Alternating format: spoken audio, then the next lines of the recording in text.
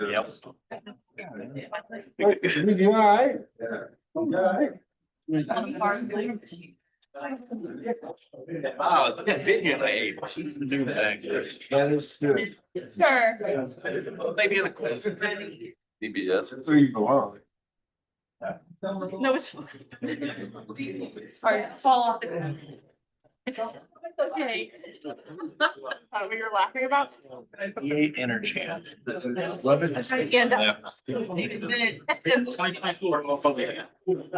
the good so different? I apologize. He owes me some money now. I ain't working it down. We're not even. Boss, we're looking at it. It's good. It's like little baby. Tony. He's upset. He's upset having a look at Touching situation. It's like you're gonna toss the blame off to us. I helped him. Open it. I'm out of there. Just next to her. I'm the open committee. I couldn't like pick one. That's the way we run it, so he can when they're all down and through. Still waters. Microphone in front of you. Now we made it where. Yep. You're in the all that text. So I was 6 weeks old. No.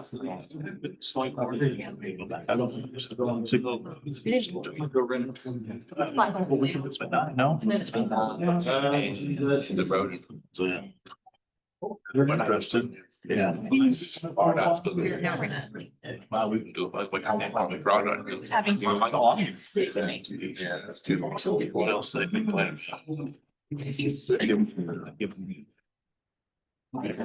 there, that trench, we need to reallocate it. What they're doing.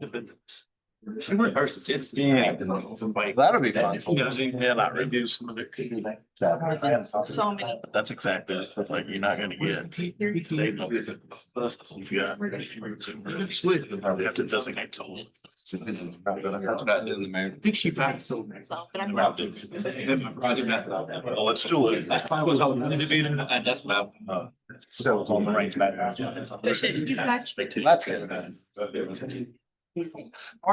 Exactly. No. 6 roundabouts. Take some. This is a real. Hey. And it. Within a year. Square and like Conway. Want to be. It's going to grow as a girl. Yeah. Figure it out. Even like. Anything or? Be the one through me. Who's my buddy? Yeah. That makes great, get everything. It was like. Yeah. Yeah. How's it? I've had, in fact, I had to fly to drop all this. What's in them fully? Sides of the ocean. That seems like a great call. If you skip a week. I strap on like, I thought I had like a 5-day hangout. I go back to work and sweating. Take some. Yeah. Fine. To the doctor. Like, somebody. He's a bit gross this fast for that result. If the normal budgets aren't good. All right. Alan's, yeah, here's your notes page for today. I have an extra, absolutely. Take all the ones you want, guys. Okay, well then no. I just wanted to make a sheet for today. You mean to? Those, perfect.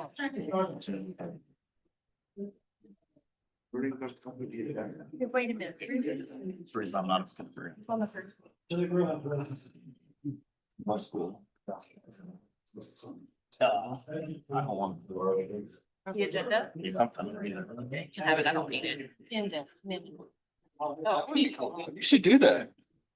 You can sit up for the wall. why wait? Diane, you all ready? No. Waiting on Brian or not? I think he's coming, right? At this point. No. Sneak in the back door. Ding. Does anybody come in there? We started meetings at 7. We're gonna get started. Huh? So moved. We'll go ahead and get started this evening with the City of Centerton Planning Commission meeting, July 7th, 2026, with a roll call. Joe Sifar, Here. Joey Engel. Here. Tony Davis. Here. Craig Langford, Here. Ben Lewis. Devin Murphy, Here. Curtis Ramsey, Here. John Sessoms, Here. Brandon Swoboda. Here. All right, first thing on the agenda this evening is the approval of the minutes from our meeting of 6/2/2026. John, a motion to approve the minutes from 6/2/26. Second. Motion and a second. Is anyone opposed? All right, next is the ratification of the admin approvals. There's 5. There's four home occupation.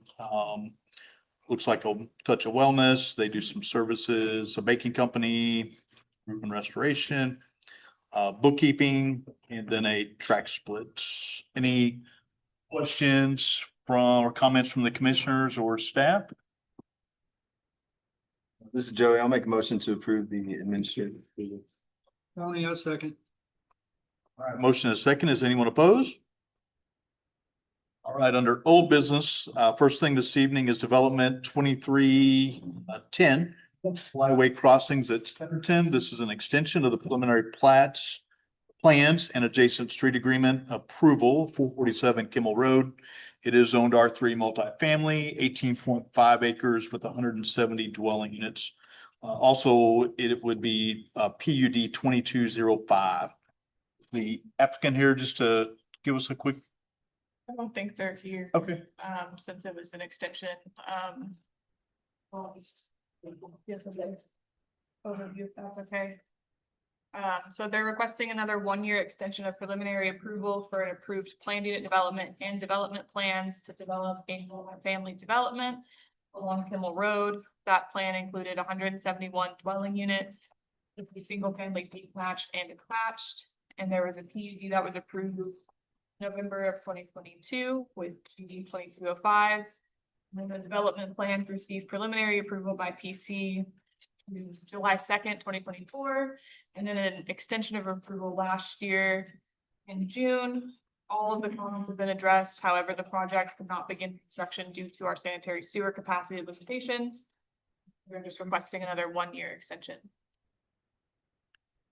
I mean, you guys don't have any problems with it? Questions or comments from any of the commissioners? Then I would entertain a motion for the extension for Development 2310, the Flyway Crossings at Centerton. This is Craig. I make a motion to approve Development 2310 extension for 1 year. Second. Motion is second. Is anyone opposed? All right, under new business this evening, we do have a couple of public hearings. The first public hearing is for conditional use 2502A1. This is for the Centerton Pickleball Courts amendment. It's recreational facility, indoor, outdoor, and on premises alcohol consumption. It is North Main Street and North Lexington Place. It is zone C3, 5 acres. How are you tonight? Hi, Trent Wessner with Craft and Toll. Representing this item. What are you guys requesting this evening? So the original request was for an amendment to the CUP with parking reduction, and we also had a landscape waiver on here. We've been discussing with planning staff about this and have since withdrawn the amendment. And but we still wanted this on the agenda tonight to revise the condition of approval from the CUP that said it was requiring a PUD for any future buildings or redesign of this site. And I think per our discussions with planning, we just want to change that to be a large scale development instead of a PUD. And that was what planning had recommended. So I'm just here tonight to request that the condition be revised to require a PUD instead of a large scale development. All right, Tara? So this is a parcel located between two residential properties, to the north and to the south. The Tuscany subdivisions across the street and to the east. Across North Main Street to the east and Forest Park subdivision to the west. The property is zoned C3 with rezone 2501 with a conditional use permit that was approved on 3/4/2025 for the use of indoor and outdoor recreation facility and on-premise alcohol consumption. The applicant requested an amendment to their previously approved conditional use to revise the parking ratio for the proposed development to better align with the expected parking demands. The revised parking ratio proposal included the following items that are listed in your packet. But after further discussion with staff, the applicant has requested to withdraw the request. As we were reviewing the conditional use with the request that they had previously, we discussed if they had added additional buildings, because this was March of 2025, that we would require them to come back with a PUD because our subdivision and development code hadn't really been established yet. And so if they had submitted prior to that being adopted, we had grounds, like we had a little bit more standards that we could give them. But they actually submitted past that. So they're following the new subdivision and development code. So the only thing that we're recommending changing or amending to their existing conditional use would be to remove the statement that any additional structures would require a PUD. And then in the packet, there is discussion about what they were requesting for the parking, but it's noted that it was formally withdrawn via an email that they had sent. And they're gonna do a redesign on it, but So don't expect any waivers. not at this time. We don't have any. The conditions that were originally set for those uses of the pickleball court building, they will still remain in place. So like the parking requirements for those uses will still be there, and then whatever they add, whether it's retail, restaurant, then they will have to, parking requirements, and all of that. So the main purpose of the original conditional use was to allow the uses of an indoor and outdoor recreation and alcohol sales. So So the conditional use then gets removed or it just gets revised with the new guidance? just to remove the requirement for the PUD. All the other conditions still stand. You guys had requirements for additional berms and everything like that. All of that will still stand. The parking requirement we allowed them to have still stands, everything else, so. Thank you. Any other questions or comments from the staff or commissioners of the public? Did we place a specific condition from us, or it was embedded in your request itself? And you're asking us to remove the condition of requiring a PUD. It was an addition, term of approval and the expiration is the section we had it in. And it's not removing that term of approval or expiration, it just, there was a caveat on the bottom of it that stated any additional buildings would require a PUD, and that's the section we're removing.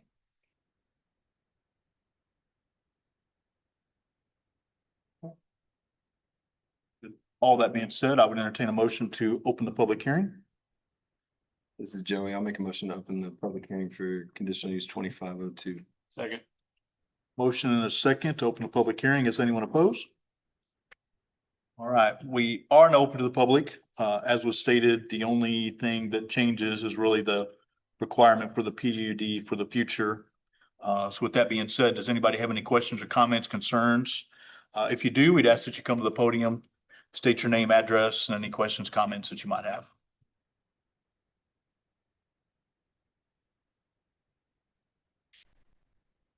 Good evening, Chris Mooney. That's the south of the proposed project. I was coming to speak against the addition of the building and parking because I'm pretty sure that a lot of pickleball clubs that are being built now are not going to be pickleball clubs 5 years from now. I built a racquetball club once that lasted a couple of years. very expensive experience for the owner. We just sold a lot. And, but it sounds like we've come to the same resolution. Staff, I want to thank you for sticking to your guns and sticking to the city codes successfully. So thank you for that. I don't have a lot more to say. Just thanks for following the rules, right? Chris, second call for anyone who wishes to speak. And third and final call for anyone that wishes to speak.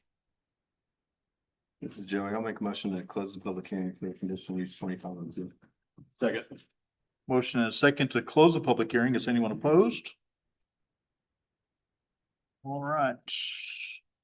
There are no other questions or comments that I would entertain a motion for the revision to the conditional use 2502A1 per the per staff.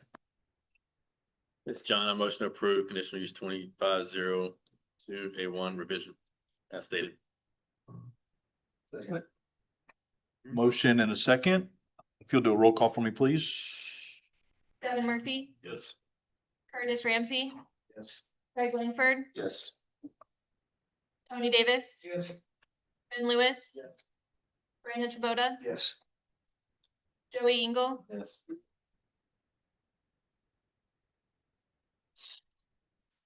Yes. John Sessoms, and Jeff Seifert. I'm a yes as well. Thank you. What you get for putting him on the end. Right.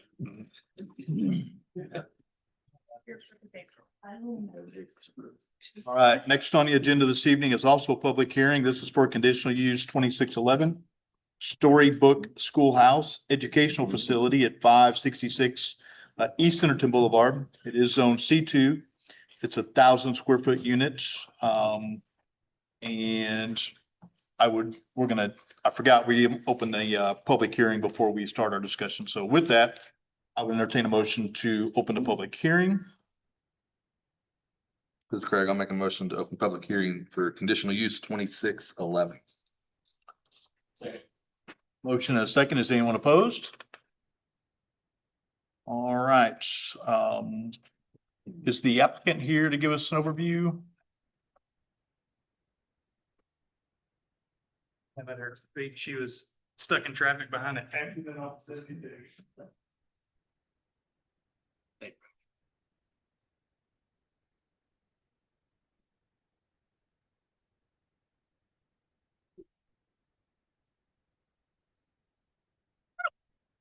Read it out. Hey, Mal, how are you? Good. Sort of panicked, sorry. Just give us your name and a little overview of what you're requesting. I am Sarah Rice, and I would like to use 566 to open a micro school. There will be 8 students and 1 teacher. We'll operate 3 days a week from 8:30 to 12:30. That's just Tuesday, Wednesdays, and Thursdays. Should be minimal impact on parking, and should just be a fun environment. We'll be very quiet, respectful neighbors, I promise. How do I get that schedule? That's wrong. Yeah. No, right? Okay. Kristen, do you want to give us or who's? I'm gonna do it. Okay. Ready, so the applicant is requesting a conditional use permit for an educational facility within the Lakeview Plaza, which is the plaza behind the Moe's and the Wendy's on Centerton Boulevard. So per the applicant, the purpose is to convert approximately 1,000 square foot unit into a classroom for a homeschool group of up to 8 students, ages 5 to 8. There are no site or structural changes proposed, except for the light fixtures will be added as well as shelving and furniture for their use inside. As Sarah said, the hours of operations will be Tuesday through Thursday, 8:30 a.m. to 12:30 p.m. with up to 8 families dropping off students. And they're just doing drop off so they shouldn't occupy a parking space for any longer than 5 minutes at a time. This is zone C2, which is highway commercial, which is intended for businesses which cater to the highway traffic such as service station, drive-in restaurants, motels, supermarkets, and similar businesses. Those setbacks are listed in your packet for you. This unit is surrounded by C2 zoning with multiple businesses within Lakeview Plaza. An additional C2 to the south, which is the Moe's and the Wendy's. And then across Centerton Boulevard is the Centerton Retail Center and Sherwin-Williams. To the west is technically zoned R2, but it's the McKissick Creek Park that's owned by the city. And then to the east across Island Road is zoned R1, but it's undeveloped right now. The site is connected to Centerton Water and Sanitary Sewer. For access and parking, property is accessed from East Centerton Boulevard, and then there are 2 entrances off Allen Road. 5 parking spaces were apportioned per the unit's approximate 1,000 square feet with Lakeview Plaza's design. And although the peak demand of +or- vehicles will exceed the designed parking spaces in the shared lot due to the short nature and designed overlap, and all of the parking where every unit does not require peak parking demand at any given time, there isn't a concern from a parking point of view of there being not enough parking for this use or the rest of Lakeview. So, and then per Public Works, they just made a note that cars need to be parked in parking spaces and not left unattended along a drive if they go inside for a period of time. For the term of approval, we recommend an indefinite period of time from PC approval. And then if the use discontinues, they would have to come back for reapproval. And then your general conditions are listed in your packet for you. Are we seeing this as a conditional because it's a school, that a requirement? Highway use, right? All right, we are now open to the public.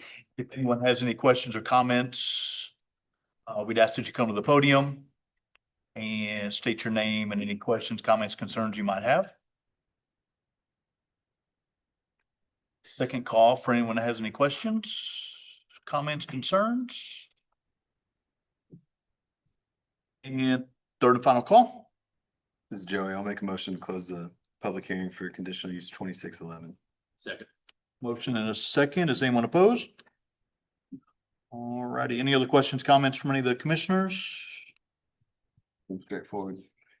Then I would entertain a motion for conditional use 2611 Storybook Schoolhouse, educational facility of 566 East Centerton Boulevard. John, I motion to approve conditional use 2611 Storybook Schoolhouse. Second. Motion and a second. If you'll do a roll call for me, please. Tony Davis. Yes. Craig Langford. Yes. Curtis Ramsey. Yes. Ben Lewis. Yes. Brandon Swoboda. Yes. Yes. Sorry, I'm from memory today. Joey Engel. Yes. Devin Murphy. Yes. Guys, don't laugh at me. I'm fragile. John Sessoms Yes.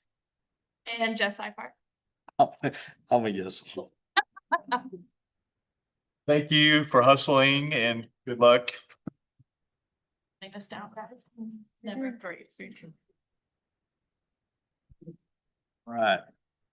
Supposed to be. Next on the agenda is MSI 2601 Walmart Neighborhood Market, which is Neighborhood Market 6953 EV charging stations at 1800 East Centerton Boulevard.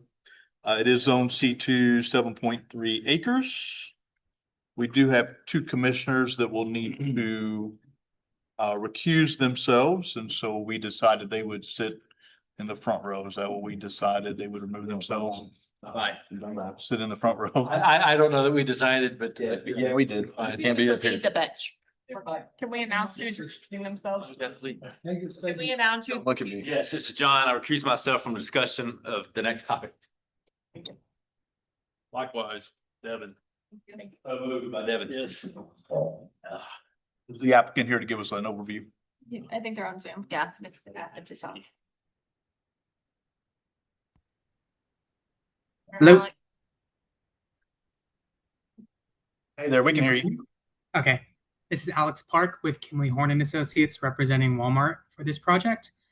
We are proposing the installation of 4 EV chargers servicing 8 EV stalls at this existing location. The primary goal being to provide EV charging to be more accessible to your community by installing it at this Walmart. All right, thank you. Terry, would you like to give us a staff overview? So, previously we have seen this, but they had to come back with an updated minor site improvement because they had changed the location post approval of the location of the EV charging stations. Previously, they were on like the east or the west side of the building, in that far parking, and now they've moved them more centralized into the parking lot.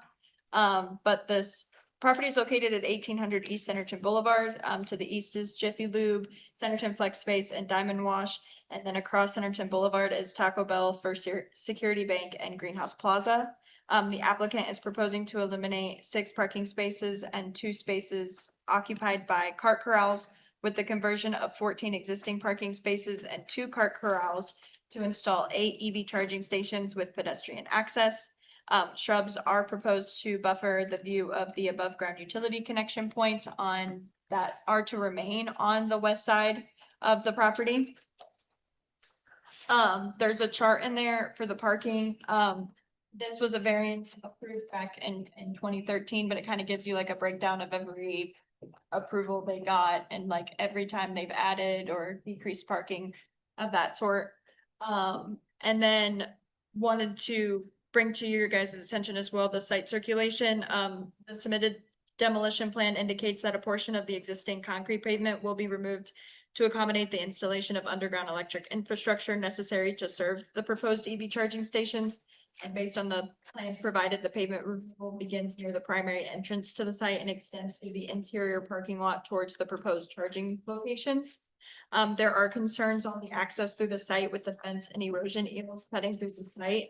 Staff does recommend including a site circulation map to show how access will be maintained, and asked if there are any phases of construction when some of the fencing will be removed and reopened to traffic, and we haven't received either of those yet. But that comment was given to them in the review of the plans. And then again, are proposed to buffer the view of the above ground utility connections. I did want to state too, with the addition of the EV charging stations, they've been removed from the count for parking as well. So they're not counting EV stations and pickup locations, and communities still do meet that variance from 2013. Yeah, What they are. they're all included. Oh, they're all included. Yeah. Never mind that part. They're included in the parking count.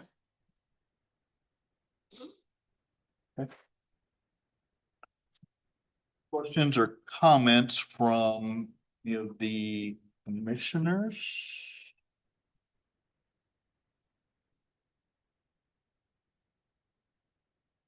So if I heard you correctly, basically you need I'll call it a construction plan, or what do you want, construction traffic plan? I mean, what do you want to? I want to see where the fences are going, what's gonna be blocked off. So how is traffic gonna maneuver? Because if you are working on half of it, where will traffic be able to use those? Are they gonna be one-way aisles for temporarily? So just as a safety plan to show how you're gonna keep the public out of where the construction is occurring, how vehicles are gonna maneuver where they're allowed to walk, because they need those safe paths to get from the parking stalls to the building. So you just need to show all that to where it's safe. And then if there's multiple phases, if they're changing that around through to how they want to open it. Yeah, to answer that question, during discussions with the general contractor, they plan on preparing a traffic control plan, which we, the EORs, will review with the construction manager prior to the pre-construction meeting with the city. So you guys will be well aware of any traffic concerns that may occur. And we're also looking at options to bore the conduit so that we don't have to cut off those drive aisles, and we'll be isolated to just the electrical equipment to that west side and to the chargers that we're installing on that center area of the parking. So we're looking at ways to mitigate the amount of construction work and the limits of disturbance there, but that'll all be clarified as we work through with the general contractor that's going to be assigned, or that has been assigned.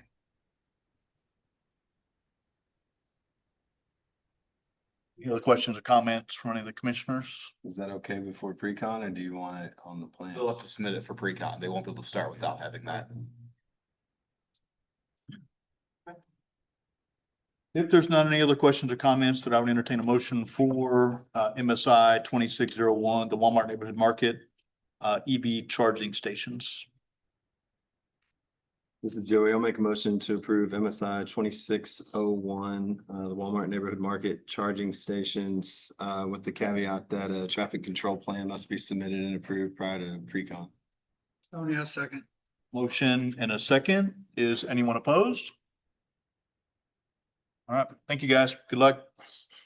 Thank you. All right, next on the, you guys are welcome to So come. permission to rejoin? Absolutely. All right, next on the agenda is subdivision 2303 F, phase 2 of Featherston West, phase 2 final. For the final plats and bonds, it is at Kimmel Road, Daisy Road, and Womack. It is zoned R3 single family. 12.99 acres with 95 buildable lots, 2 unbuildable lots, and 95 dwelling units. Is the applicant here to a quick overview?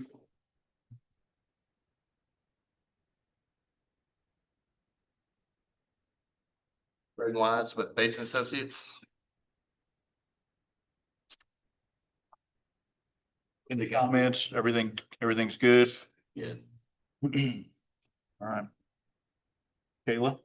Yes, so as you said, this is phase 2 of the Featherston West subdivision, which is smack dab between Daisy Road, Kimmel Road, and Womack Road. The site has passed its final inspection. The covenants were approved and recorded with phase 1. The property is not located within a designated floodplain or wetlands present on site. The street drainage, water, and sewer bond amounts have been approved, and as of today, the draft bonds have also been approved. So we're just, after this, they'll be able to issue them for city council approval next week. Those 2 bond amounts for warranty bonds are in your packet for you. The streets and drainage is 50% for 2 years, and the water and sewer is 50% for 1 year. And then there was a performance bond accepted with phase 1 that included some work. The green space improvements within track C2 were completed, and that included a park, trails, and landscaping. Those improvements have been complete, so that portion of the bond we're recommending be released. And then the fencing and landscaping on the west side of the detention pond on track C4, which is on the east side of the property, has not been completed yet and will be completed with phase 3. And that was recommended by our city engineer to finish that with phase 3 instead of phase 2. And then the internal 5-foot trails between lots has not been, they haven't been built yet. They'll be built with the construction of homes. So that's work has not been completed yet. So those 2 amounts we're still holding the bond for. All improvements for Daisy, Womack, and Kimmel have been completed, except for I think there's a little bit left on Daisy south of that second entrance to finish with phase 3. But everything else is done.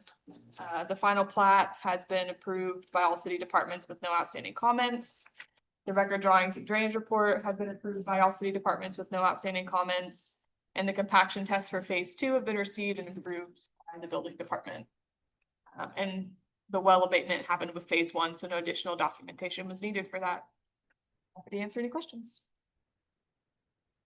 Is the internal trail gonna be like concrete or asphalt, or how's that spelled out, do you know? Concrete. Concrete. Would you guys have to, will you guys ultimately have to approve that that's like, They're installed. yes, okay. Is it just the lot adjacent to it? How does that work? All of their internal trails are between the homes. Oh, I was looking at that one in the middle. That one's already built? The middle's already installed. Oh, okay, okay, One of the common spaces are ours. that's fine. And then they also have pavilions in those green spaces. And there's a dog park and a playground. One of them. So all of the common spaces and amenities within those common spaces are put in. Any other questions or comments from any of the commissioners? On the drawing right there on the very south end. That looks like the fence is part of it, like go all the way down. That red line, that just, That part of phase 3. that's phase 3. Yeah, Okay. it was Colored in, that's why I was questioning, so. That's fair. If there are no other questions or comments, then I would entertain a motion for subdivision 2303, phase 2 for Featherston West, the final plat and bond.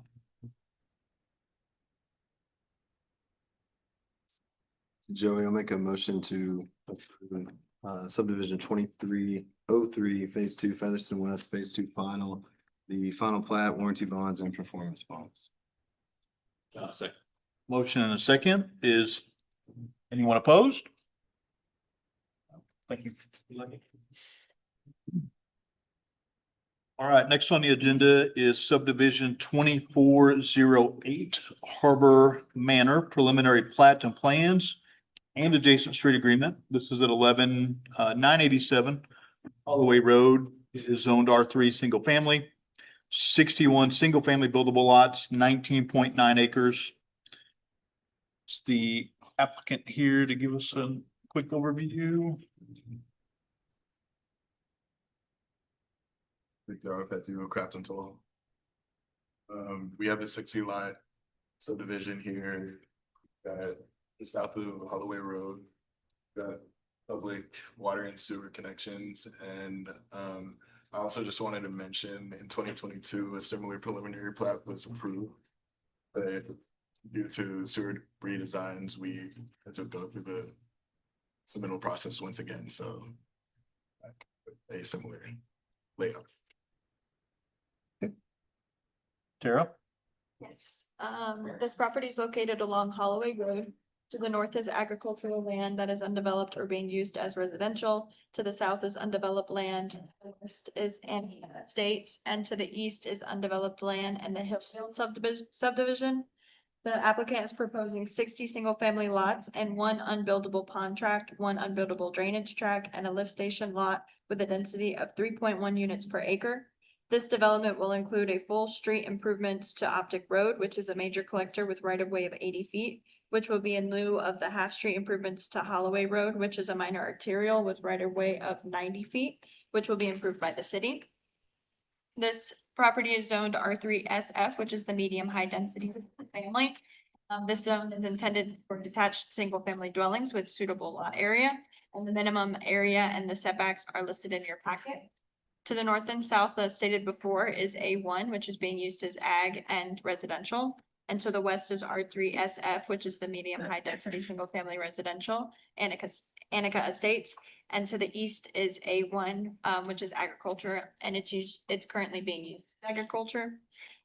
For utility services, Centerton water connection is available along Holloway Road. Sanitary sewer will be available via the lift station that is being constructed by the developer with a 4-inch force main that'll tie into existing sewer offsite to the west. For flood and wetlands, this property is not in any flood zone and is outside of the 100-year floodplain. Waters of the United States delineation identified 3 ponds and 4 linear water features on the property. There's a lot of information regarding that. I won't go into too much detail. But there was a nationwide permit issued on October 20th, 2022, authorizing 6 crossings of an unnamed tributary. Thank you, including temporary trenching and backfill activities. The impacts are less than 0.03 acres per crossing, no mitigations required, and species protections measures are included as permit conditions. Drainage, this subdivision proposes a retention pond, which will include an 8-foot normal pool depth with an additional 5.8 feet of storage capacity. 3 42-inch pipes will serve as the discharge structure to release flows over a grouted riprap pad into a swale on the neighboring property to the west. A 40-foot overflow will be provided to release flows if the outlet becomes blocked. Water flowing through the overflow will overtop adjacent curbs and flow through a channel between lots 12 and 13 through track B, which will be within a drainage easement. The subdivision is proposing a 48-inch wrought iron fence around the pond, and staff have approved the drainage report. For the adjacent street agreement and access, the subdivision has access from existing Holloway Road and will have access from Optic Road along the west property line, which will act as a north to south collector road. For Optic Road, which is a major collector of 80 feet, one entrance to the subdivision will be provided from Optic. Annika Estates has dedicated 12 feet of right-of-way, and an agreement has been made to allow for a modified street section, which will include 40 feet of right-of-way dedication. Total approximately 1,281 feet, a front of curb street section that ranges from 27 feet to 37 feet. Curb and gutter, a 6-foot sidewalk along the west side, and a 10-foot sidewalk along the east side, green space, and street trees for Optic Road specifically. For Holloway, they are constructing a 10-foot sidewalk, and the dedication of the 45 feet of right-of-way are the only improvements that are proposed. Due to the developer constructing all of Optic Road, half-street improvements to Holloway are not required. Staff does recommend the approval of the adjacent street agreement. For lighting, lighting is proposed throughout the subdivision at intersections every 300 feet and along the frontage of Optic and Holloway Road every 300 feet. Staff does recommend the approval of the location of streetlights within and around the subdivision. For street trees are proposed along Optic Road with 1 per 30 linear feet for a total of 44 street trees. Additionally, streets are proposed around the retention pond area, and staff does recommend the approval of the landscape plan.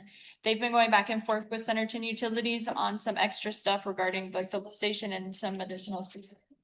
But Mountain View thinks that it is for them to not come to the planning commission, so there's still some outstanding minor comments that they'll work through.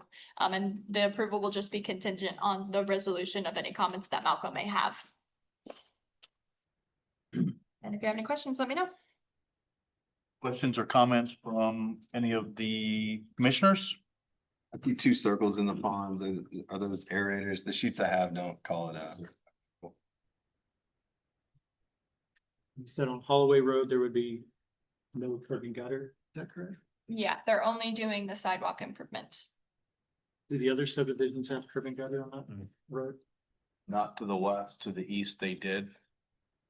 Not really the names of those ones anymore, but I don't remember. I think we should get curb and gutter.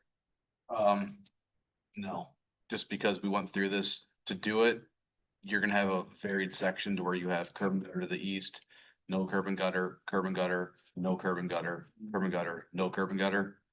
You're getting rid of one of those sections or 2 of those sections. Exactly my point of what you just said. We are Whereas the options, curb gutter. yeah, by doing All over it, the city, because by doing making exceptions. that. We keep making exceptions because they're due half-street improvements, et cetera.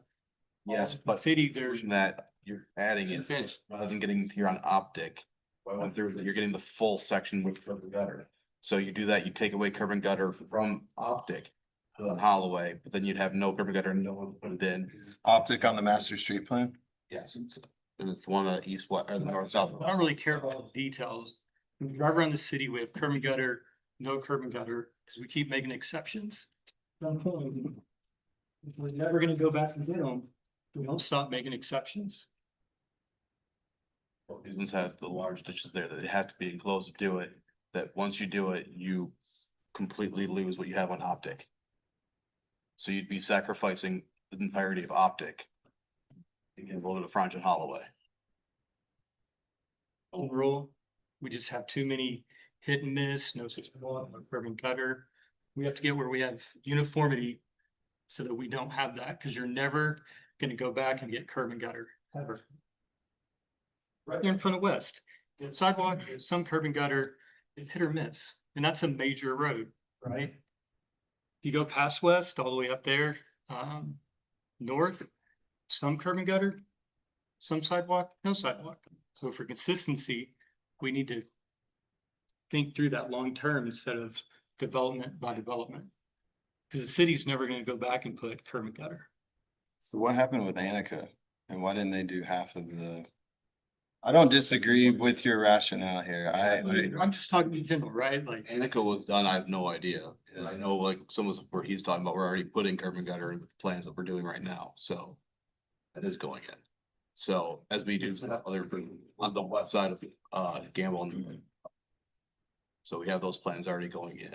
I think, like, looking at their expenses as a whole, holistically, I think it evens out for sure with Optic being fully built. But it is a little disheartening that Anika didn't do half of theirs. We get half with this and then Holloway as well. I can't. And you're totally justified. But I don't know the specifics, but just in general, Yeah. you drive around, it's hindrance, curb gutter, sidewalks. Thankfully, we are getting some more sidewalks out by west, but you just go north. Is this in, I don't know if you know this, is this in street budget to go through and clean all this up? no, we won't do anything until work occurs on the north side, and we'll partner with them to provide the funds to finish the rest of it. I'd be curious, just from the rest of the staff, if anybody has a differing view.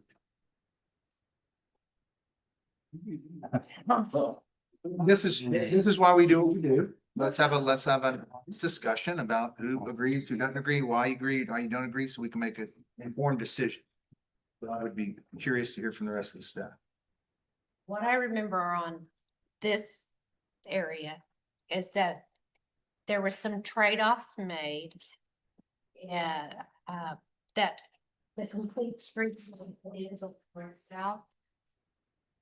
And not along Holloway. So as a trade-off, instead of the city paying for half of a road, they allowed the developer to build in the entire road and gave them leniency on doing Holloway with the understanding, like Alan said, that some future time the city would have to do the improvements.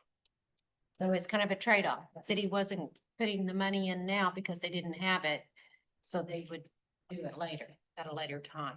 The sidewalk. Actually, it's an additional to the full street on Optic.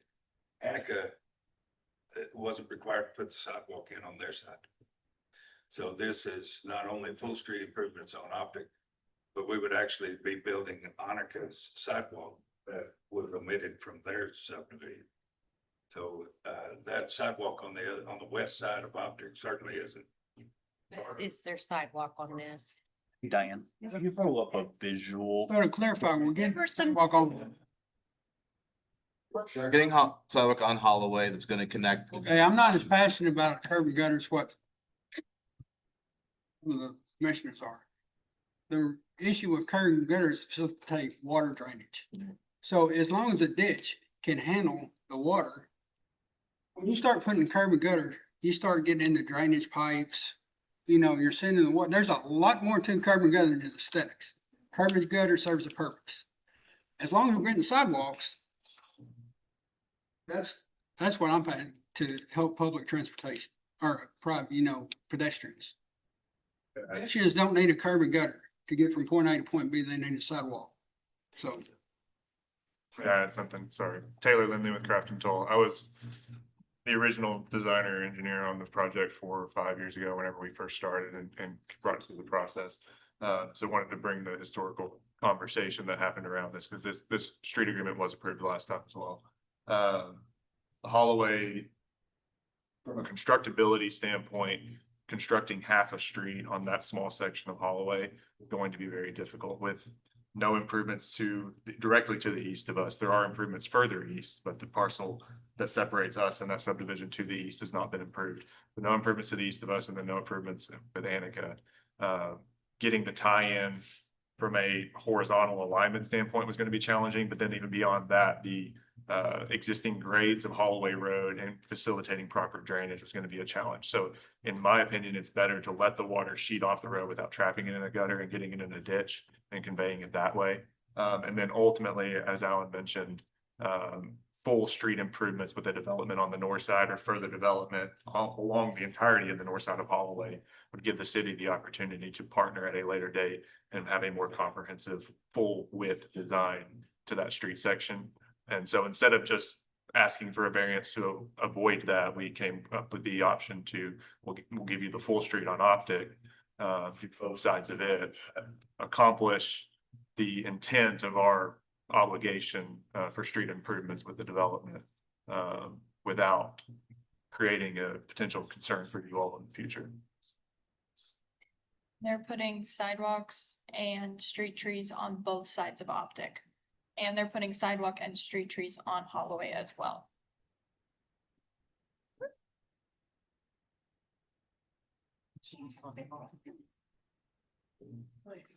Does that help the explanation a little bit, Ben? I mean, I get your, Yeah, I'm not, I mean, like I said, it's just, we make a lot of trade-offs and once we get sidewalks, like Tony said, sidewalks are important, but sometimes you drive down the road, sometimes there's curbing gutter, sometimes there's not.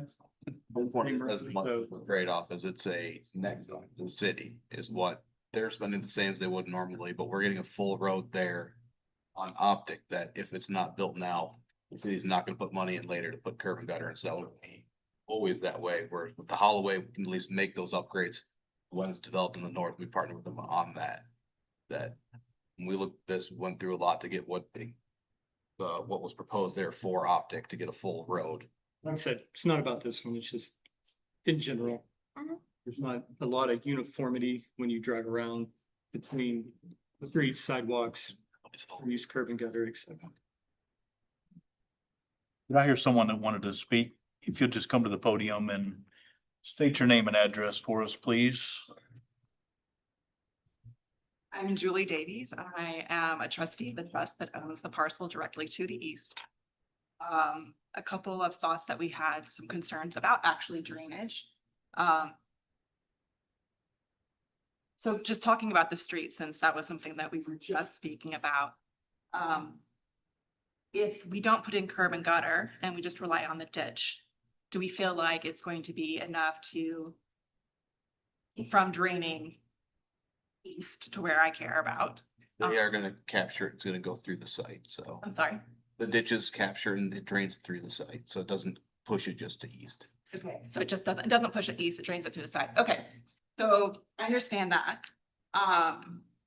As someone who has control over 3/4 of a mile of frontage on that road, I look forward to not having curbs and gutters if we ever have to develop it. Since it seems to be inconsistent with the line. But I think the question we really had coming in is if you look at the plan, it shows the retaining pond and it shows that it's going to drain to a swell. The report from Craft and Toll and Tara mentioned, it says that it's going to drain to the west. It doesn't drain to the west, it drains to the east. I'm sorry. Well, I think that's in the plan as well. They talk about it draining to a swell to the west. And if you look to the west, there are houses. The swell is. It's drained to the east, I'm confused. Yes, that's my point. It drains to the east in their plan. I had a question. So this is east. The letter from Crown Control, what Tara said is that it drains to the west. It does not drain to the west, it drains to the east.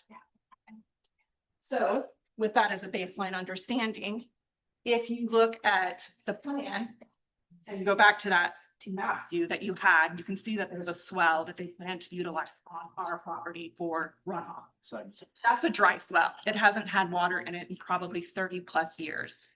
At least that we've owned it and known about it. If that swell does get filled, I think we're curious as to how much can that retaining pond hold before the swell starts to become a runoff ditch. It would limit our ability to access that back triangle property. A ditch running all the time or even some of the time. So I think we're just curious about how much we can, how comfortable are we that that's not going to happen? Considering, you know, are we going to become a swampland in that back triangle?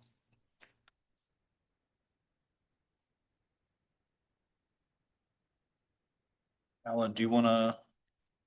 Or pond, it will outlet and drain through that. If pretty much in every storm event, it will be utilizing that low spot. What they have here doesn't show contours. There's only two ways, or that is the natural low area where water goes. Their pond is proposed to what they're saying is going to capture any kind of additional peak runoff that from storm events, but when it would release the site, it would go through that dry swell, so it would continue to.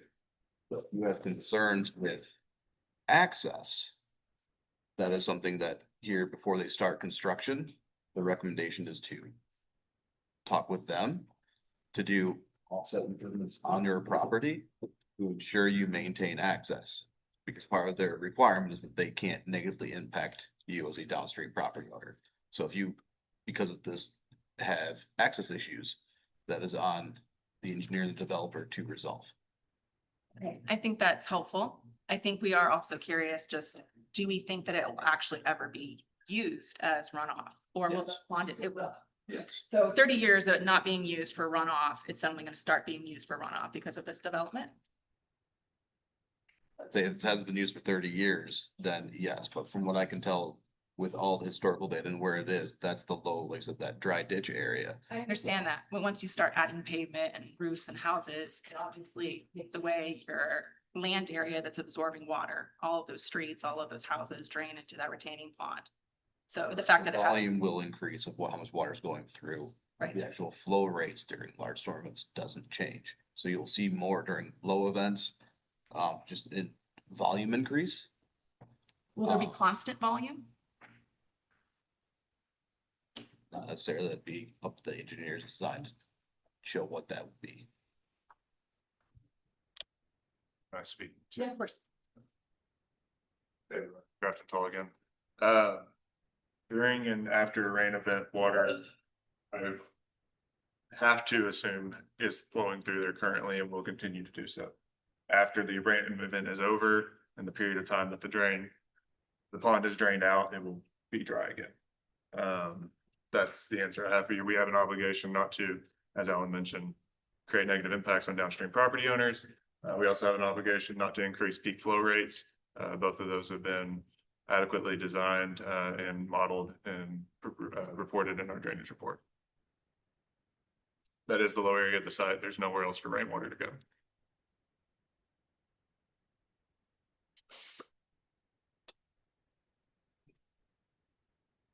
I guess in question, so then if the water goes through that swell, where does it end up? Where does it pool? There's the swale. Our site discharges, swale runs through here, and then it zigzags all the way down the creek. That's the natural flow path of water today. Might be changing that. The ditch is about this deep. I've been there several times for the last 35 years. I've never seen water in that ditch.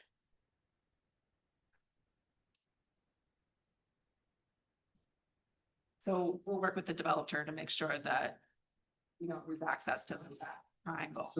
So I'm catching up on the conversation and what you just brought to our attention. I want to make sure I understood something correctly that you stated at the beginning. You're stating that it's going to drain one direction, but the proposal that they gave us was it was going to drain a different direction. We plan to drain east. Sorry? If anything says it's draining west, that's incorrect. It's going to drain east. It was just a mistype. It was just a mistype. It does, On this type on our part? or Yes, this type on on their- the report, yes. It also says it in the Crafton Toll letter. We can double check that. I just wanted to point out, as I was talking about the east parcel. I think that's important. That's fine. I think that's That was important. a fair concern. It's fair. Well, we're making decisions based on a report that says one thing, but it's gonna do another. So I think that's important. So if it's not correct on y'all's report, I think we need to. Site will drain east. Well, I'd say their design report has it for what it is, the hearing letter, the planning commission report. Where it's at. We'll double check it. Yeah, I think you should. So the other question we had was related to the roads going through the development. This is an appropriate time, but since I'm up here. There's a road that goes straight and dead ends on that east parcel, and we're not really sure if that's necessary. And what the goal is and how do we make sure that it doesn't turn into an attractive nuisance for people to. end up Street back. steps required for connectivity for the city code. Yeah, we require connection points on all property lines. So on the north, south, and east side, they were required to add connectivity I didn't points. see that in the Hilldale. Hilldale's an older subdivision. Okay, so it's a more recent change. Yeah.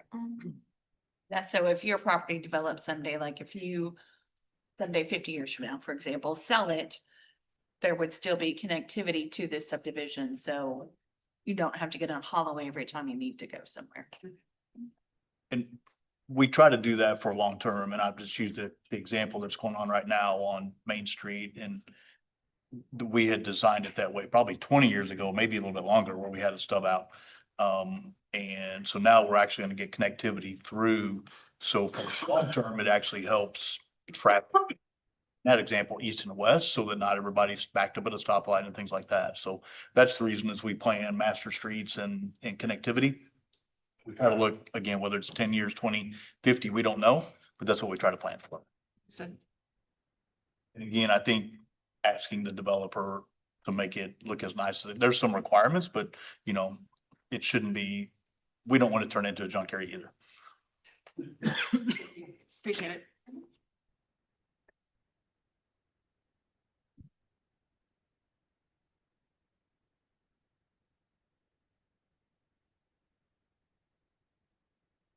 Okay. Any other questions or comments from any of the commissioners?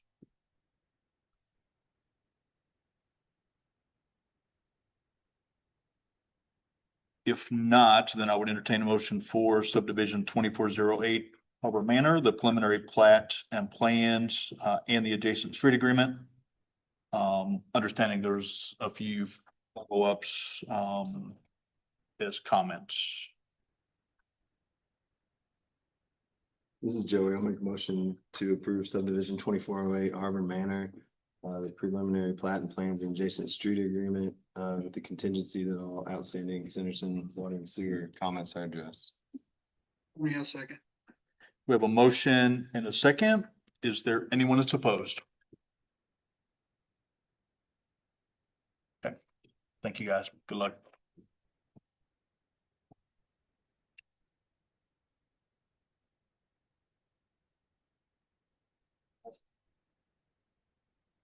I haven't been here for a long time, and we're still on this. All right, next on the agenda this evening. If you guys are gonna. Sir. If y'all are gonna talk, will you just, because this thing picks up everything and we're gonna have a public hearing, but thank you, I appreciate it though. Oh my God.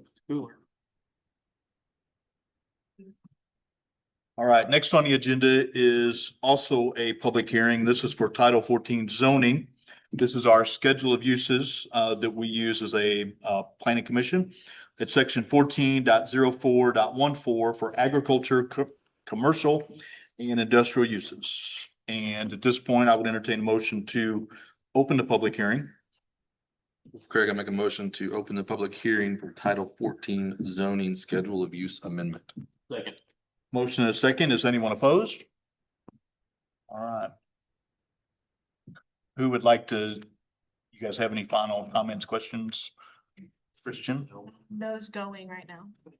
Is the meat processing plant worked out? Don't answer that. Full schedule of uses there, we didn't change anything from the last time you guys saw it, it's exactly the same. There is a highlighted section right before that. Which we added specifically because we were running into issues, especially in our commercial sites, where things were going from a retail use to a assembly use. And then when that assembly changed, there isn't enough parking.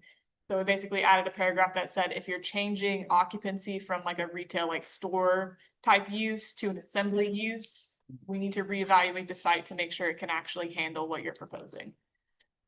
I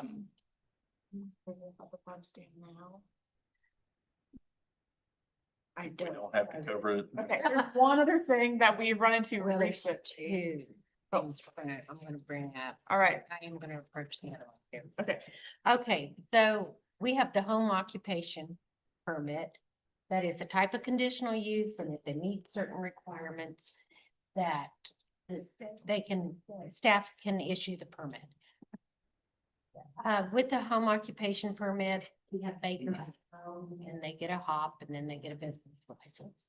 We have one that wants to put a little stand out, and she does baked goods. And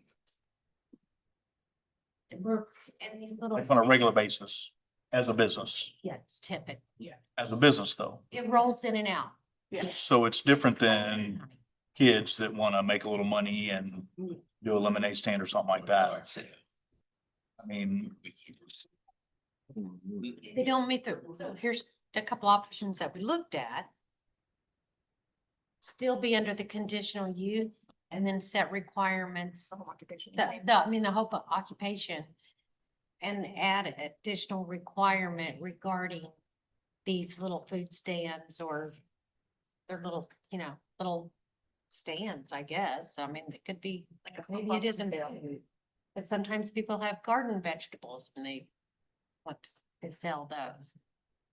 Make allowance for those, which we've allowed farm stands, which is in our schedule of uses now. It's new, but we've allowed farm stands without really regulating anything on them. Because they're temporary and it might be the back of a truck, it might be someone that just puts up, but. in my mind, it has to do with the way they do commerce. We can think about it that way. So if I grow a garden in my backyard and I throw a couple tomatoes out there, some ears of corn, and people buy them, and I just put a little cash in my pocket, I don't necessarily consider that commerce, right? It is in a way, but they're not gonna, that's not going to the government. There's a good chance they're not gonna say, I'm just saying, I mean. I claim all my taxes, Jeff. And I'm not saying everybody's dishonest, but that's, when I think about that's, I mean, when we think about the definition of commerce and whether it's, isn't that like the home, that's the home occupation. When you start doing other things such as retail, which would be, I'm gonna put something out here that's for resale, then in my mind, it's a true commerce because you're doing it as a business. That's the way that I look at it. And I'm not saying people are dishonest and don't report their cash. But that's where I think it's a little bit different because there's some other regulations that in all reality, we're protecting the citizens because when you're putting retail and you're doing something like that, there's traceability and some other things, okay? So I worry that if we just say, well, here's the regulation that says you can only do it between 9 and 5. I think there's other things that we need to think about that's truly a commerce business that we should be more concerned about. That's just my opinion.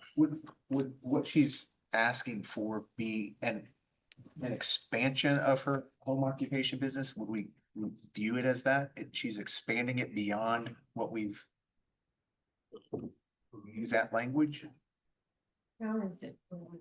Well, let's think about the application. So if on her application, she says, nobody's coming to my house. And that's the application that got approved. Well, then all of a sudden, I put a little table out there and there's 4 cars a day.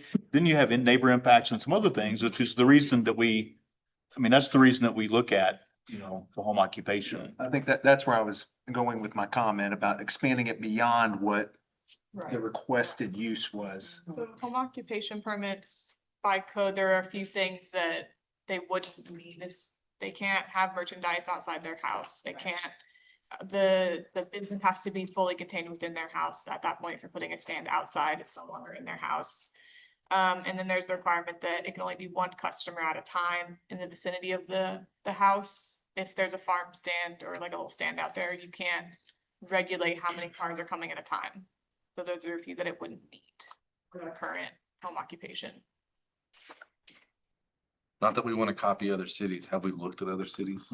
No, yeah, this just came. It just came up today. I figured we'd bring it to you and see how you guys want to handle it. I'd like it to be more contained. And I know we've had some people that have wanted to do a construction business as an example and wanted trailers and we limited some of that and things like that. Again, because you're thinking aesthetics and you're thinking about the neighbors and some other things like that. So I like the idea of keeping it a little more within versus a lot of traffic or some traffic even. That's just my opinion. I mean, I don't feel it's right to use public right of way as your parking area either for your clientele to come in and pick off stuff off the stand. When I think of a farm stand, I think of setback off the road, you pull into their property park, right? I mean, So Rental does the same thing. If someone wants to diesel stands. The yard sale's not gonna be A conditional use permit, not a home occupation permit. Well, and I think you also need to look at, I mean, it's a question which I don't think you guys can address, but something you have to consider is what are they selling? But yeah, we talked. So are they, if I'm allowed to have a table out there, but now I'm selling smokes. You know, I mean, that's what I'm saying. And we're like, yeah, we can't, Right, but you then know. you are, the city council is I looking at a code Right. that actually regulates on what, and that would be part of this, on what they really cannot sell, I guess. So, Christian, what's your opinion? Nose goes. those goes. I think. If it's not a hop, it would be a conditional use, right? The conditional use process can be pretty intense for something such small scale. But also, there's a lot of things to consider, so I feel like but if we start doing case by case basis, we run into inconsistencies across the board, so. Yeah.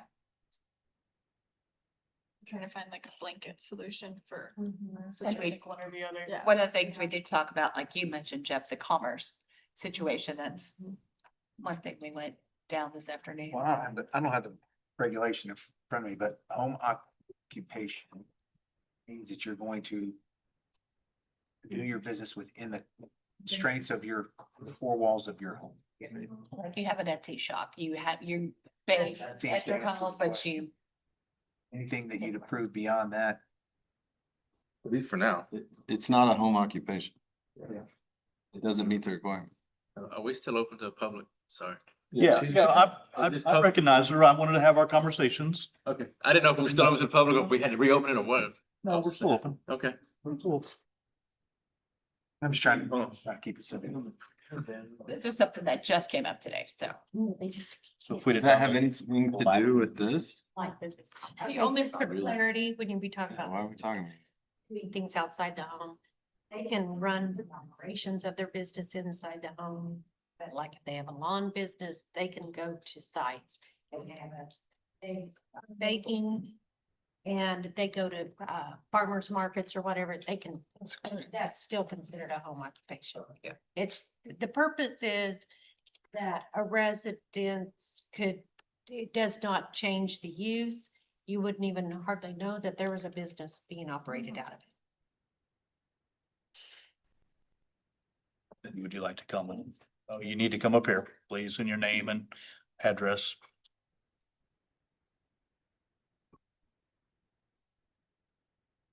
Cindy Zimstein, 230 Townview.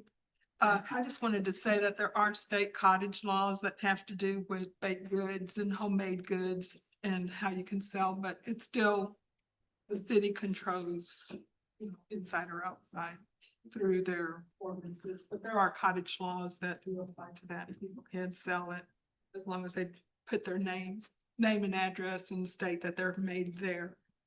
So that's all I had to say. Thank you. Thank you. That help. I think so. It sounds like conditional use. Thank you. All right, we are open to. Come back and you're like. We instruct them to look for it. Bring up the other thing. All right. Second thing. All right, we are open to the public. If anyone else has any questions. Oh, my God. Stand by. Okay, emergency services, and this was discussed a little before. And, Paul didn't show up tonight. I mean, we do whatever we want now. and here's just my thinking. To at least allow in commercial and industrial areas. To permit it without being conditional. I can kind of understand the neighborhoods and if you want to make. I just feel that when you're looking at where to put a fire station or a police station, you're looking at good access, you know, to the major roads. You have certain requirements for the lights and sirens. It's not something that I feel we can really dictate.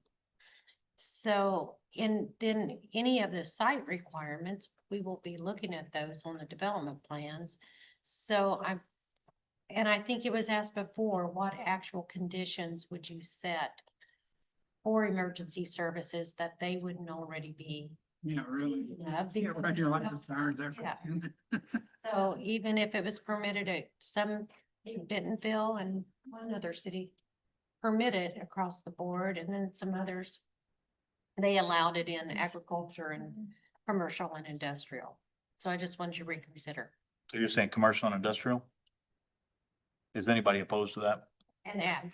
And ag. We already had it in ag, I think. Oh, no, we didn't. It's commercial, it's. I would allow it in ag also. That's fine. We're in agreement. Thank you. That was it. We, as a reminder, we are still open to the public. If anyone has any questions or comments in regards to the Title 14.04 proposed schedule of uses, we'd ask that you come to the podium, state your name and address, any questions, comments, or concerns.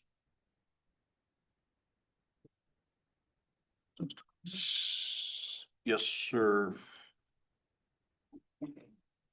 Cliff Thompson, 116 Christian Lane. Just to add to the emergency services comments there.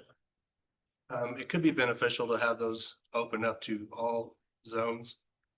Reason being is when you map out where a fire station or a police station goes, there's response times that you need to be within. And what happens sometimes, from experience, is you take the land that's available or the zone that's available, and you end up putting a resource in a corner of a city or an edge of a city, and you lose half of your response. So you're basically, your coverage area is going into another city or something along those lines. So you need to make sure that you have access to put the resources where they need to be. 4-minute response time for a fire station radius. So you want to position those where you get the most coverage for your city and not somebody else's. And then you can also look at on your conditions, you know, if you do put one in a residential area, you can put stipulations that the fire station or the police station resembles the structures that are there. That can be built like a home, that can be built like a commercial building. There's a lot of different plans that you can use to make those, you know, fit in with the environment so that you have access to use more of the available land for better use. So that's just Part of our discussion around the residential was if we don't put a condition, it could pop up in somebody's neighborhood and they would not have a chance to give us any input. And we were afraid we might miss something. And so that's the reason that I think we really wanted to keep it really more for a notification than anything. So that we could have discussion. You know, we had this good discussion tonight around, you know, we may not see everything. And so that's the reason that we kind of wanted to keep it that way. So you'll just be a conditional use in those environments. Yeah, they were not disallowed in any zone. It was previous to tonight, it was all conditional, but after our discussion, now it's all permitted in the commercial, industrial and ag, so. It's really just more the notification piece.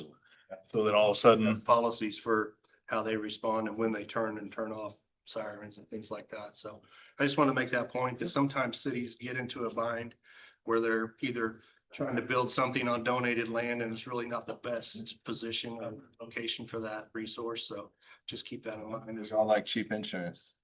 You all like cheap insurance. ISO rating. That's response. Cheap insurance. This will be the third and final call for anyone that wishes to speak or have any questions or comments.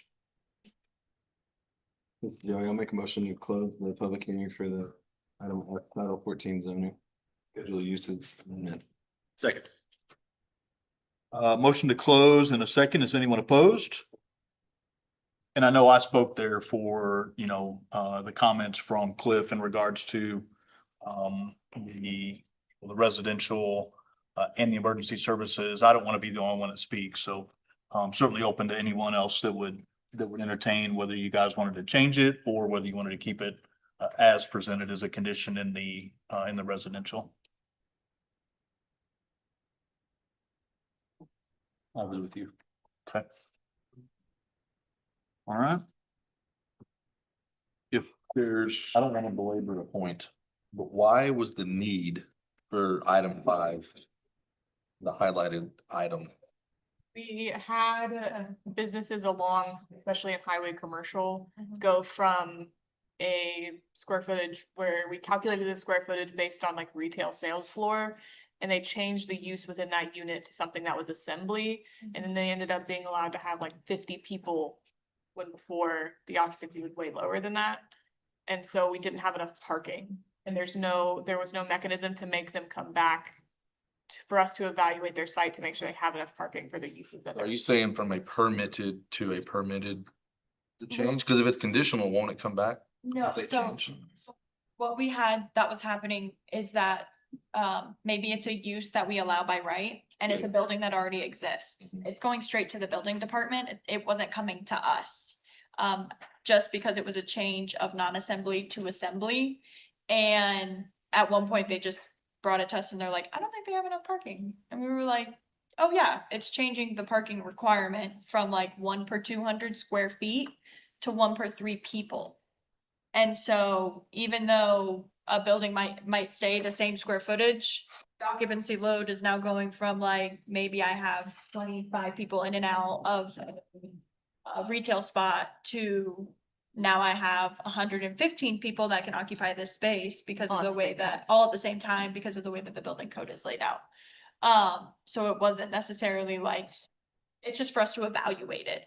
It doesn't come from permitting versus not permitting, but building definitely wanted us to have a way for us to review it and give them a, hey, this isn't gonna work, cause one, they can't add parking, or maybe they can add parking and let's get them to add the parking that they would need for the site, so. It happened a couple times and that's why it warranted, it like happened back to back to back where we were just like, okay, wait, maybe we need to put this in the code section so that we can help out a little bit. Because even if you use an occupancy load of the higher with like 1 per 15 square feet. And your retail is 1 per 200.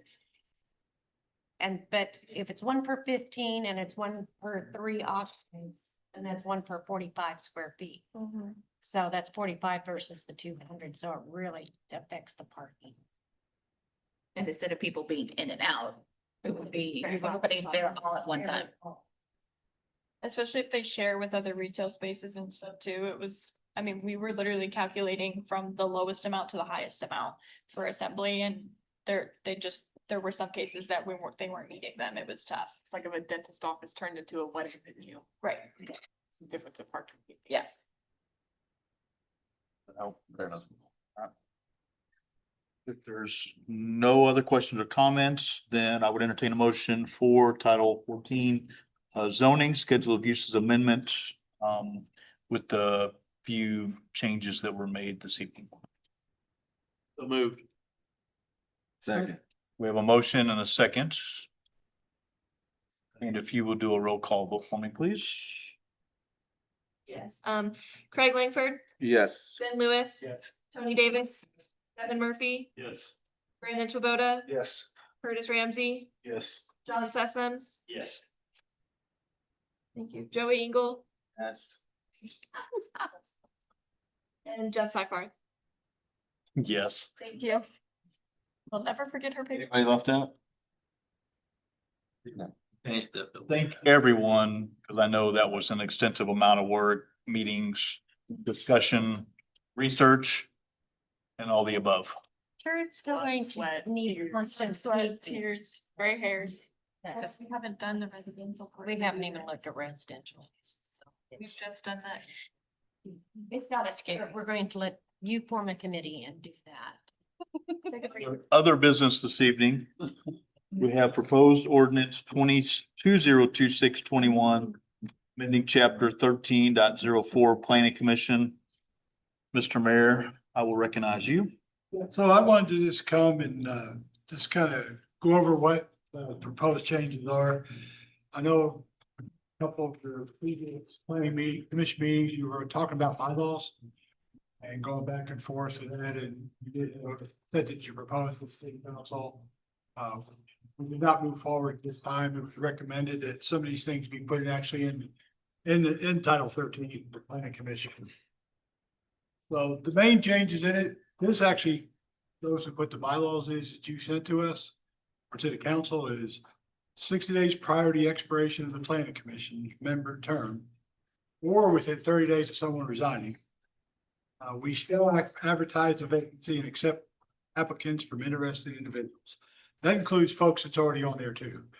And we are doing just that.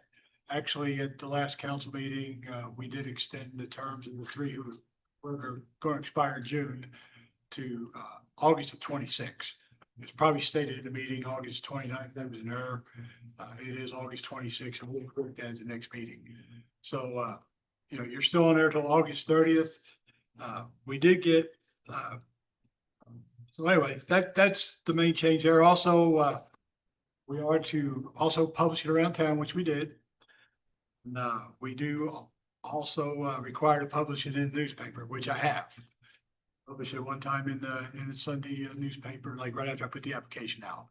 So we've done that. We've also put it on our website. We put it on our Facebook pages. We put it on My Centerton app. I even put a last call the other day on it. So, and I know there was concern about how we're going to select these folks. That doesn't change, but it's in the code.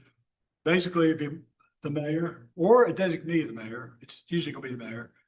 The planning commission chairperson, which is Jeff, or someone he would designate. And then also the planning director or someone she would designate. We will review the applications and we'll select candidates. My recommendation, we did receive 13 applications. I mean, I did receive the three who terms are up, and then 10 additional ones. My recommendation is, and I've talked to Jeff, we want to interview all 13 of them. They all look like very good candidates. I think we owe it to them since, you know, then we hope to do them all within the next 3 to 4, 2 to 3 weeks. So we can make a recommendation at the August council meeting. So that's there. Which after we select somebody, and it'll be the three of us, we'll huddle up and then decide who we want to move forward. Then after that, I will take that nominee to the city council and it'll be up to them to say yay or nay. You know, they have the final say. And then the only other thing we added to this is I know that we've been talking about training. We've actually added it in the code. And we didn't put a large number in there, just 4 hours a year. And there's several ways you can do it. I recommended maybe we can do, if we have a slow planning meeting, maybe we do some of it here at these planning meetings. But there's online things I've talked to y'all about before about the ACE Hub. Oh, and actually, levy complete, you get extra $25 a month, you know, additional pay. There's also the Certified Arkansas Planning Official that some of us went through. I've been through that. It's a good course. And we'll pay for that training too. So you don't have to pay for it. Like this ACE Hub stuff, we'll foot the bill for it. But 4 hours a whole year, that's some of these courses, you know, it's pretty quick, especially on the ACE Hub. And they have some planning things in there, so. And then if you ought to complete that, please make sure you send that in to us, you know, send it to Lorraine and also myself, just so we have a record of it. So that's what's going to be proposed at the next council meeting. And then after this is approved, if the council approves it, if they don't make any other changes, then I'm sure the bylaws will come back just to, you know, match what we have here. So does anybody have any questions on that? This does not allow for you to make a designee just in case though. No, I'm sorry, I just misspoke. It's just me. I will be there. Well, I'll be there until the end of the year. Nobody else will be there, But thinking in the future, if there was a conflict, I think and I don't think we thought that through, but would it be a good thing to have a designee? Let's just say their neighbor applied. I mean, in my mind, that creates a conflict. And then what would the mayor do? Just asking out loud. I can certainly add that because this is just proposed and I don't see nothing wrong with that. And I got 3 council members here. I don't want to poll them. But I don't see that it's unreasonable because we allow for the others, because you're right. I mean, otherwise it ends up being 2 of us or you potentially with a conflict and then you know, my spouse might want to apply. I doubt that, but no, she would. That's certainly a conflict because there's a yes vote right there. I think we should add that. But that's a good point. That's why I brought this to you first before I brought it to them. And like I said, we allowed for the others, so I'm good with that. I think it's good. We have 13 applicants. We usually don't have any. That's good. I mean, the last couple of times we've had 5 or 6, but we got 3 positions too, so that we're going to fill. And then whoever's appointed, they will just go back and they'll fill till June of 29. And, you know, we'll just keep expiring them at June 30th, like they have been. So the other thing I have is, you know, I've started work on the community center. We are having a groundbreaking event on Monday. It's the 13th of July, 11:30. You're all welcome to come if you want to come by and, you know, turn some dirt. We'll have some shovels there, hard hats, and you know, we'll just have a quick little ceremony. And like I said, they've already started doing a little work up there, but they'll stop to do this. But I think it's important. I actually already put it out to the media and everything. The media will be there. They're going to interview me Thursday at a different station, and we'll get that thing going. That's important for the community. So, and then also one last plug. We have an app called My Centerton. Some of you might already be on it. It is active. So, you know, if you want news from the city, you know, that'd probably be a good source. If any road closures, you know, meeting agendas I put on there, our meeting agendas, I put all that on there. So I think it's a good source. I know we rely a lot on Facebook, but you know, as my time's up, I mean, I'm sure it'll still be posted. Well, I think just My Center is probably a better app anyway, because everybody has a smartphone. And we can send out instantaneously too, so. But it also has some good uses too. We're looking for a suspect or armed robbery or something. They can send polygons out and notify the public. You know, we have BC Alert for that, but, you know, anyway, that's just a plug for BC, for My Center. That's it. I do have another question. I know we're kind of the first guinea pig on the, on this, if you will. Do you think you'll also, as a city, push this across the other commissions that are appointed and whatnot, similar to us? I believe by the conversation I had, I believe that's gonna happen. They want to do this, yeah, because I think they have some concerns with another commission too, and I'm sure that conversation is going to come up. I can almost guarantee it. Yeah. I'm sure. Any other comments for Mayor Bill in regards to the proposed ordinance, or I guess, yeah, the ordinance?